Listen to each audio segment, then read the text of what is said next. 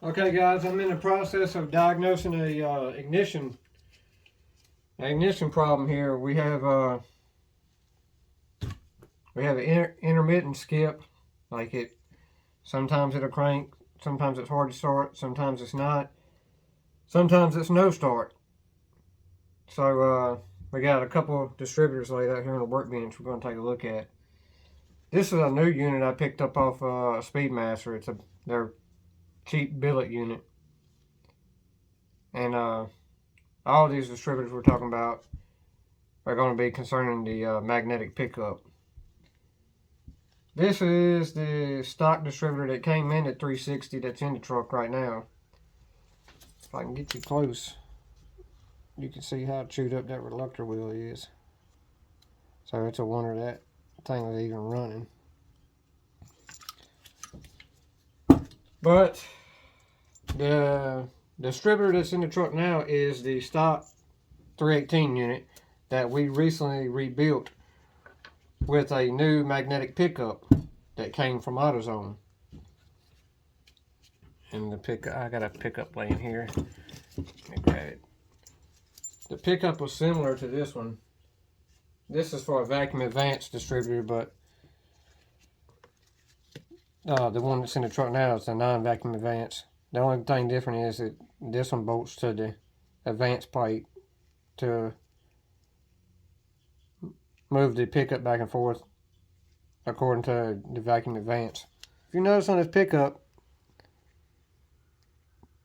the magnet protrudes out of the epoxy that's in this pickup here. Let's see. Same way on this one.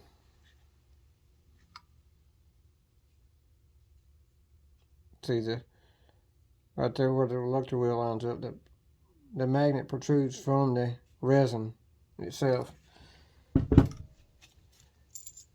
And it's the same way on this distributor. The one that's in the truck now, the magnetic bar here is sunk below the resin. So as the reluctor wheel comes around, it's digging into this resin, and I'm not sure that it's getting an accurate signal. So when I pulled this Speedmaster out of the box, the reluctor gap on it, the air gap between the reluctor and the pickup, which is right there between those, if I can get it to focus.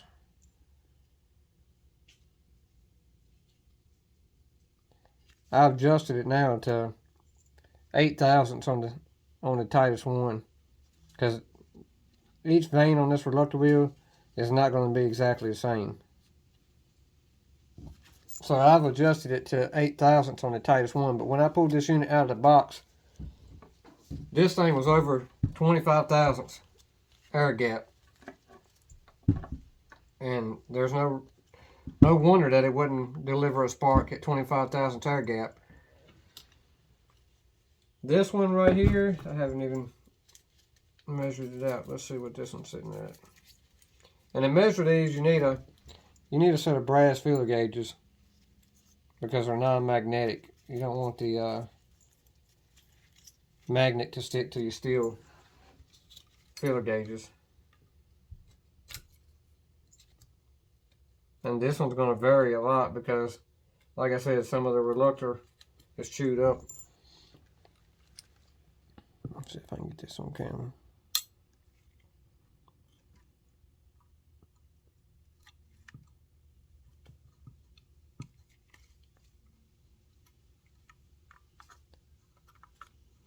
That one right there fits a 14 thousandths, no problem. But that's a tooth that has been chewed up on this reluctor. So we spin over to a good tooth on this thing. That 14 falls right in there, no problem as well.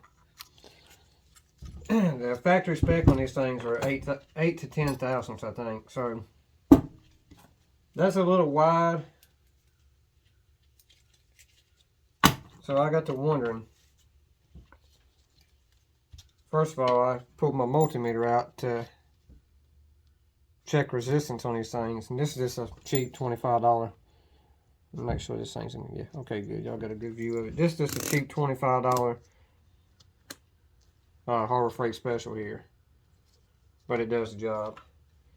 So first thing I like to do is check resistance on the magnetic pickup itself, and these can go in either plug, either wire on this plug.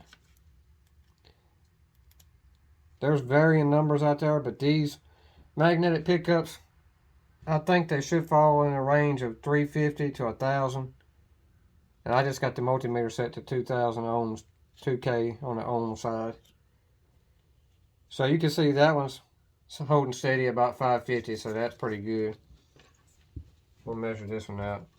I just got a screw jabbed in this one so it's easier to make contact with it.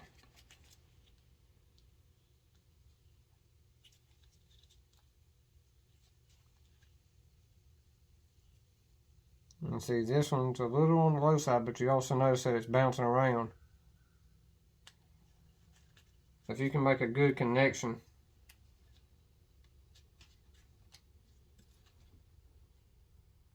with it while you have a good connection and wiggle your wires, especially where they go through the body of the distributor, a lot of times there'll be a broken wire in there, especially on these vacuum advanced ones, because that unit has to move back and forth. It's sitting a little low, but the main thing that concerned me was the power of the signal that the pickup is generating, because I put this distributor in the truck with a whole new setup, brand new coil, the corresponding cap, rotor button, new wires, everything, and no spark at all. Or if we had a spark tester on the #1 plug, it might have blinked a couple times, but not enough to even think about lighting the truck off. So I decided to break out the drill here and just see what kind of voltage these things were generating as far as signal wise, because every time that reluctor vane passes that magnetic pickup, it generates a small signal. So what I did here was, let's see if I can do this without making a big fumble here. Switch my multimeter to alternating current on the volt side, and I just set it for 20 volts because I know it's going to be below that, so we'll get the most accurate reading here. Okay, as you can see, sitting still, it's at 0. But if I spin the shaft of this distributor, it starts to generate a current. And this is just me spinning it by hand.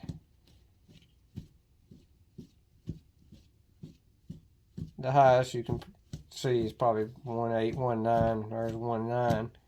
That's just me spinning it by hand. So I thought, well, let's see how much current it's making at a low RPM. So we chucked this thing up in the drill here.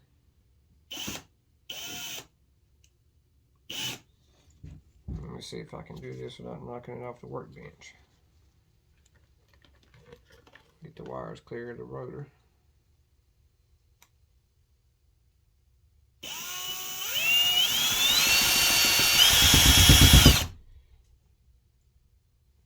As you can see, it easily jumps up to 6 volts on the signal there.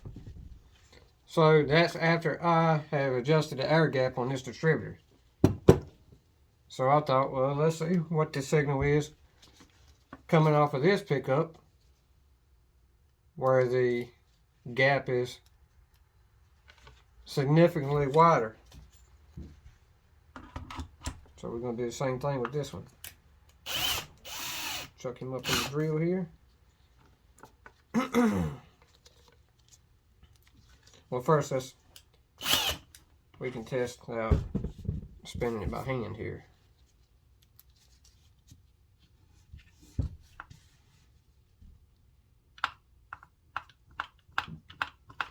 As you can see, much weaker of a signal spinning it by hand. By hand on that Speedmaster distributor, we had a 1.9 volt signal spinning it by hand. We can't even generate a half a volt signal on this side. But just for the sake of it, let's chuck it up in the drill here and see if anything gets better this way. Kind of a balancing act here to do all this with two hands.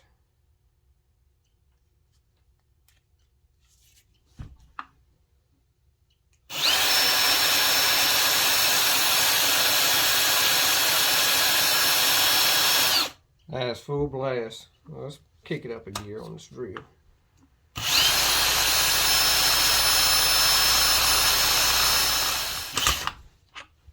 And it barely generates half of what this one does on low speed on the drill.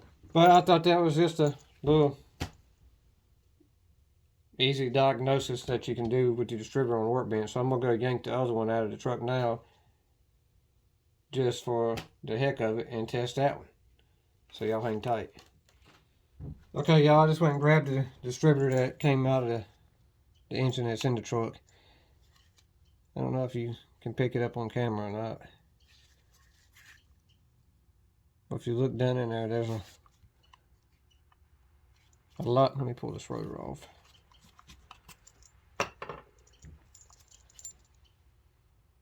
See all that white powder?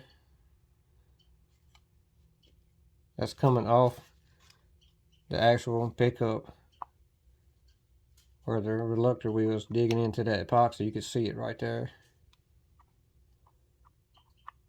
Now this one's set to 8 thousandths per factory spec, but you can see right there it's digging in. If I set it any wider than that, it doesn't want to generate a signal. So I've done this already before, but we're going to do it again. Going to run a few tests on this one and see what we can come up with. Like I said, this pickup is a unit that came from AutoZone.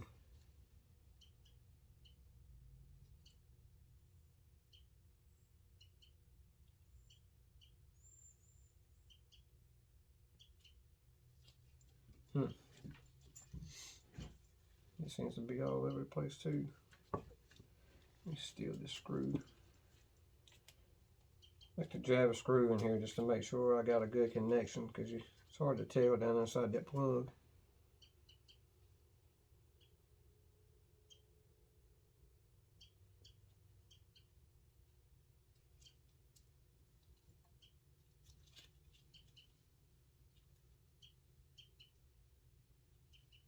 This one seems to be all over the place.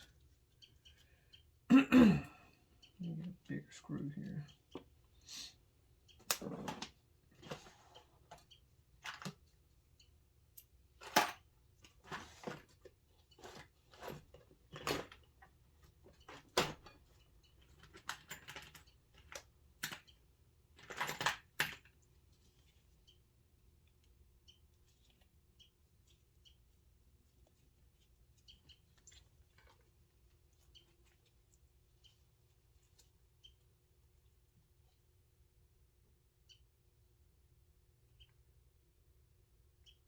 As you can see, I got a definite good connection now, but just by me doing that slight bit of movement, notice that the resistance in the wire is all over the place.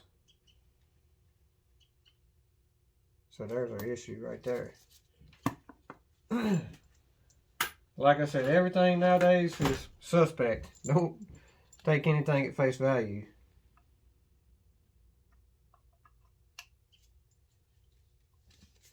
So I'm going to chuck this one up in the drill just to see what kind of signal this thing is generating. Like I said, I set this on alternating current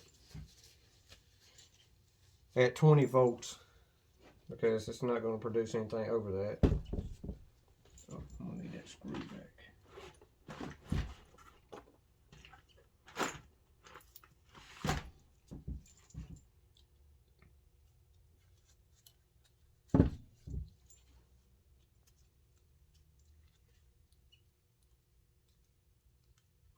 Just make sure that your contacts aren't touching right here when you do this. And you can actually hear it. Actually hear it hitting that. So that's definitely not good.